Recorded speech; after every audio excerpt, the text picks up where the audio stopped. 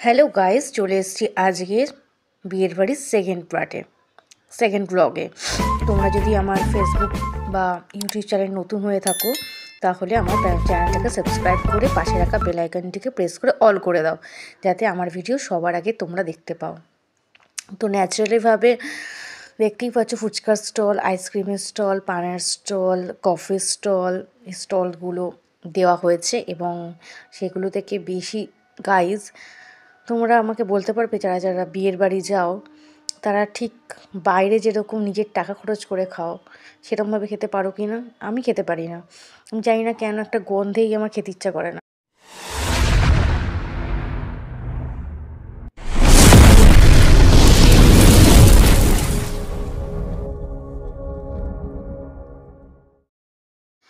দেখতেই পাচ্ছ তোমরা, আমি কফি খাচ্ছি আর কফির স্টলে চলে এসেছি। কফি খেয়েছি 4-5 বার।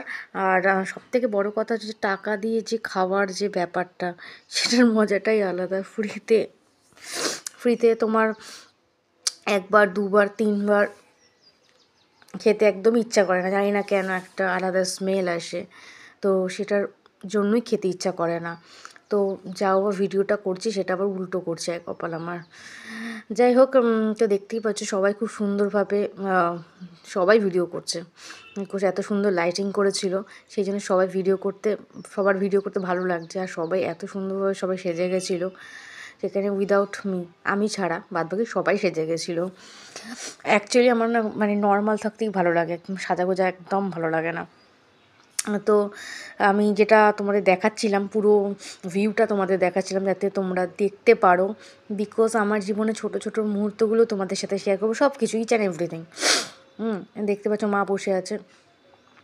মাকে ওখানে বসিয়ে রেখেছি, কারণ আমি এইমাত্র বললাম যে ওখানে মানে কার্পেটের ওপর যে সেলোটেপগুলো আটকানো আছে, সেগুলো পায়ে পায়ে ঘষা লেগে উঠে গেছে, ফলে মানুষ ভীষণ পরিমাণে হোঁচট খাচ্ছে গাইস। কী আর করা যাবে। তো এই করতে করতে মণ্ডপটা তোমাদের দেখাচ্ছি, খুব সুন্দরভাবে মণ্ডপটা হয়েছে। দেখো, তোমরা ভিডিওটা কিন্তু ফুল দেখো, স্কিপ করো না। স্কিপ করলে আমার ভীষণ দুঃখ লাগবে। কেন, এত কষ্ট করে তোমাদের জন্য ভিডিওটা বানাচ্ছি, তাই না? স্কিপ করলে কেমন লাগে বলো? ভালো লাগবে? লাগবে না। চলে এসেছি ককটেল স্টলে। তো দেখতে পাচ্ছ নানান ধরনের ককটেল রয়েছে। এবার আমি বুঝতে পারছিলাম না যে কোনটা খাবো, তো আমি জিজ্ঞাসা করলাম কী কী রয়েছে, তো এতগুলো নাম বললো, মাথার ওপর দিয়ে গেছে। তো ন্যাচারালভাবে বলে যাচ্ছে। আমি বললাম ঠিক আছে ভাই, আমাকে একটা পাইনঅ্যাপেল দাও। পাইনঅ্যাপেলটা এত বিতিকিচ্ছিরি খেতে, আর খেতে পারিনি, নষ্ট করেছি। আবার নেক্সট টাইম চাইতে না ভীষণ পরিমাণে লজ্জা লাগছিলো। এনিওয়ে, তোমরা আমাকে জানিও ককটেলের মধ্যে তোমরা কোন ফ্লেভারটা খেতে ভালোবাসো কমেন্ট সেকশনে। আর কমেন্ট সেকশনে তোমরা আমাকে জানিও তোমাদের ভিডিও ভালো লাগছে কি না, খারাপ লাগা, সব কিছু জানিও। না হলে জানবো কী করে বলো যে কী লাগছে না লাগছে। এনিওয়ে, তো ককটেল তৈরি করছে, দেখতেই পাচ্ছো। আমার মনে হয় পাইনঅ্যাপেল, ম্যাঙ্গো, ব্ল্যাক কি ব্ল্যাক কারেমেন্ট না কি একটা আছে। এনিওয়ে, তো আর সব থেকে বলো শীতকালে কে খায় এসব? এটা যদি গরমকালে হতো, তো সোডা আছে, অনেক কিছুই আছে। যখন গরমকাল মানে গরমকালে কোনো বিয়ের বাড়িতে যেতাম তো প্রচুর খেতাম, এক একটা করে খেতাম। আর যেহেতু শীতকালে না, খেতে একদমই ভালো লাগে না। এখন ভয়েস ওভার দিয়ে দেখছি এখনই নাক টানছে, তাহলে সেই সময় যদি এগুলো খেতাম, তাও আবার উইথ কী যেন বলে, রক্স। বাবা, রক্স খেতে গিয়ে তো হয়েই যেত একদম জীবনের সাথে নাশ, তাই না? আচ্ছা, তোমরা আমাকে জানিও তো তোমরা কেমন ব্লগ দেখতে ভালোবাসো বা কীরকম টাইপের ভিডিও দেখতে ভালোবাসো। আমাকে বললে, আমাকে না, আমার তাহলে ওরমভাবেই আইডিয়াটা হবে, ঠিক ওরমভাবেই তোমাদের আমি ব্লগ দিতে পারবো, তাই না? আর ভিডিওটা স্কিপ করো না প্লিজ, ফুল ভিডিওটা দেখো, কারণ তোমাদের জন্যই তো ভিডিওটা বানানো। আর একটা ভিডিওর পেছনে অনেক খাটনি লাগে, এডিটিং করা, ভয়েস দেওয়া, কোন জায়গাটা কাটতে হবে, কোন জায়গাটা বাদ দিতে হবে, তাই না? এবার তোমরা ভাবছো যে ভয়েস ওভার করছি, যে বিয়ের বাড়িতে এই কাচামেচির মধ্যে যদি কথা বলতাম তাহলে কিছুই শুনতে পারতে না। তো ন্যাচারালভাবে বিয়ের জন্য রেডি হচ্ছে সবাই। তো আর এত সুন্দরভাবে বিয়ের মণ্ডপটা সাজানো হয়েছে, অসাম অসাম অসাম অসাম। আচ্ছা, তোমরা কি মনে করো বিয়ে মানে জীবনের সব কিছু চেঞ্জ, রাইট? সব কিছু, আমি জানি না, স্বাধীনতাও চেঞ্জ, সত্যি তাই। কেন? বিকজ অফ, দেখো আমি বিয়ের আগে যেরকম আমরা থাকি না কেন, বিয়ের পর একটা আলাদাই হয়, মানে সব কিছু বলে যেতে হয়, সব কিছু পারমিশন নিয়ে করতে হয়। তো এগুলো আমার মনে হয় স্বাধীনতা হস্তক্ষেপ করা। একদিকে যেমন খুশি একটা নতুন জীবন, একটা নতুন সঙ্গী পাওয়া পেয়ে, আবার একদিকেও তেমন অখুশি, সব কিছু পারমিশন নিয়ে করতে হবে, নিজের মতো করে কিচ্ছু করা যাবে না, এটা রিয়েল ফ্যাক্ট। যাই হোক, এবার দেখতে পাচ্ছ গণেশ মূর্তির সামনে বেশি জ্ঞান দিয়ে ফেলেছি। গণেশ মূর্তির সামনে দেখতেই পাচ্ছ আমি ফটোশ্যুট করছিলাম। গণেশ মূর্তিটা অনেক সুন্দর, তাই না?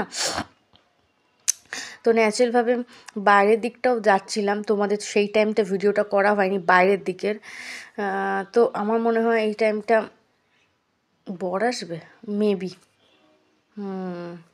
ইয়েস, বর আসবে বলে সবাই দাঁড়িয়েছিল, মানে আমিও গিয়ে দাঁড়িয়ে পড়েছি। সবাই ভাবছে কি যে আমার নিকট কোনো আত্মীয়, কিন্তু আদৌ সেটা নয়। আমি তো গেছিলাম ভিডিও করার জন্য। তো ভিডিও করার জন্য গেছিলাম, তো ন্যাচারালিভাবে বর গাড়ি থেকে নামেনি, যেটা হয় বরণ করা হয় সেটাই করা হচ্ছে। তারপর মিষ্টি খাওয়ানো, সেই সমস্ত কিছু হচ্ছে। সব ক্যামেরাম্যানের মধ্যে আমিও ভিড়ের মধ্যে চুপটি করে দাঁড়িয়ে পড়েছিলাম, যাতে তোমাদের সাথে ভিডিওটা করতে পারি। আর একজন বললো কি, ও ভিডিও করবে করবে, সরে যা। আমার ভীষণ হাসি পেয়েছিল। এটা হচ্ছে ছেলের বাবা, দেখতে পাচ্ছ ব্যাগ নিয়ে। আমি না একটু জায়গা পাচ্ছিলাম না যে তোমাদের সাথে দেখা করবো, তারপর মাঝখান থেকে ওখান থেকে ঢুকি মেরে না, জায়গাটা থেকে সরিয়ে আমাকে যেতে হবে। তো দেখতেই পাচ্ছ এই জায়গাটার যে সাউন্ডটা আমি মিউট করে দিই, যেন কপিরাইট ক্লেম যদি হয়, যে গান চালিয়েছো, এটা কিন্তু সত্যিকারের যে ওটা কী বলে, যে মুখ দিয়ে যে শোনাই যায় সেটাই, কিন্তু কোনো রকমভাবে কিন্তু মানে সাউন্ড বাজানো হচ্ছে না, কিন্তু তাও তো হবে না, তো কপিরাইটই পড়বে, তাই জন্য সেটা মিউট করে দিয়েছি। তো এভাবে বরকে বরণ করা চলছে। অনেক সময় বরকে তারপরে অনেক নাচানাচিও হয়, গেট ধরা হয়। দেখতেই পাচ্ছ তোমরা বরকে, বেটের মধ্যে অনেক সুন্দর হ্যান্ডসাম মনে হয়। এই যে মিষ্টি খাওয়াচ্ছে, আর সব থেকে সারাদিন খালি পেটে থেকে মিষ্টি খাওয়া, উফ, তাই না? বিরক্তিকর। তাও ফটোশ্যুট, মানে নানান ধরনের ফটো করতে হয়। তোমাদের বলো তো, তোমাদের বিয়েতে কার কীরকম মানে ইচ্ছা আছে যে এইভাবে বিয়েটা করবো, এরকমভাবে ফটোশ্যুট হবে, হয় না? আগে, এখন তো দেখছি এত অ্যাডভান্স হয়ে গেছে যে সব কিছু আগে থেকে, মানে pre honeymoon, pre photoshoot, pre সব কিছু, প্রি সংসারটা যদি হয়ে যেত কত ভালো হতো, তাই না? হ্যাঁ, অবভিয়াসলি লিভিং তো ডেফিনেটলি, যখন যারা লিভিংয়ে থাকে তারা তো মানে সংসারই করে, শুধু সামাজিক স্বীকৃতিটা হয় না। তো সব কিছু প্রি মানে এতটা অ্যাডভান্স হয়ে গেছে, এরপরে তো আরও অ্যাডভান্স হবে, তাই না?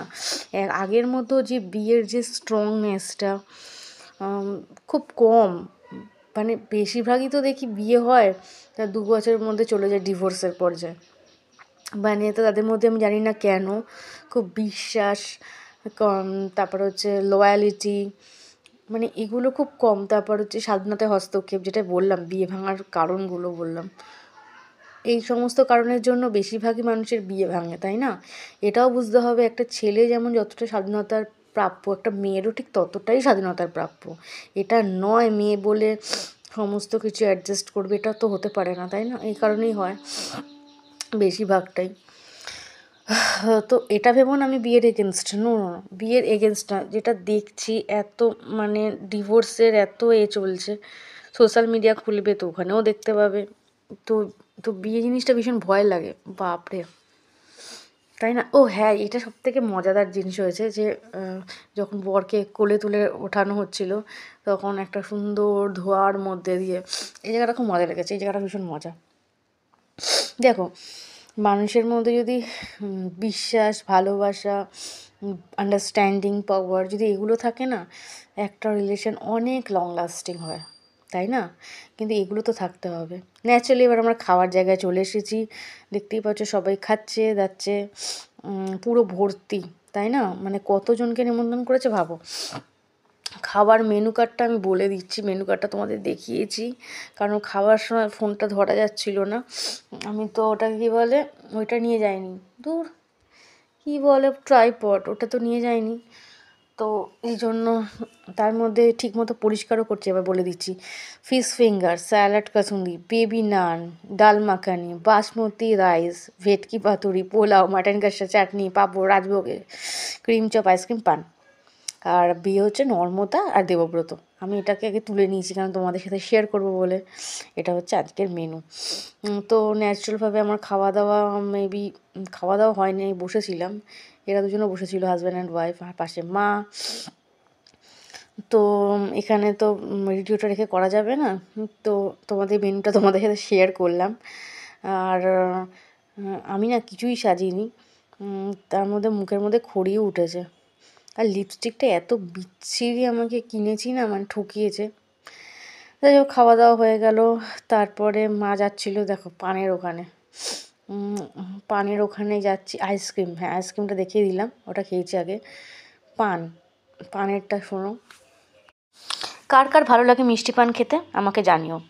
মাও তো পান 4-5টা নিয়ে নিয়েছে তুলে, বাড়ির সবার জন্য নিয়ে যাচ্ছে। একমাত্র এই পানটা জিনিসটা আছে, এটা বাড়িতে নিয়ে আসা যায়। এরা এত সুন্দরভাবে পানটাকে করছিল। অনেকে আছে নাকি আগুন পান, আমি বুঝতে পারি না ভাই, আগুন পান মুখের মধ্যে ঢোকায় কী করে, আমি কোনোদিনও খাইনি। এখানে আগুন পান করেনি, নর্মাল পানই করেছিল। এতগুলো দেখো, মিষ্টি দিয়ে খুব ভালো লাগে খেতে, আমার ভীষণ ভালো লাগে, ভীষণ ফেভারিট।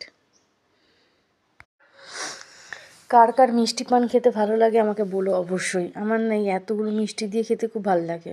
মিষ্টির মধ্যে যে রসটা চিবানোর পর খাওয়া হয়ে যায়, তারপর চিবড়াটা আমার ভালো লাগে না, চিবাতে ইচ্ছা করে না, আমার রসটাই ভালো লাগে।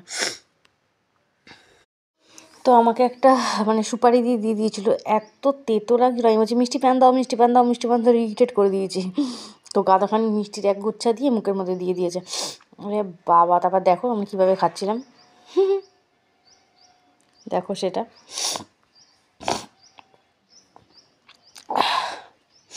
অ্যাকচুয়ালি গাইজ, আমার এত ঠান্ডা লেগেছে, আমি এত নাক টানছি, প্লিজ এটাকে অ্যাভয়েড করো। কী করবো বলো, ঠান্ডা লাগলে তার কিছু করার নেই। এই জন্য ভয়েস ওভার দিতেও আমরা অনেকবার নাক টেনেছি, এখনও র্যান্ডামলি চলছে, কী আর করবো, কী তো করার। মুখের মধ্যে আমি পান ঢুকিয়ে দিয়েছি, তারপর চিবানো স্টার্ট করে দিয়েছি। নেক্সট,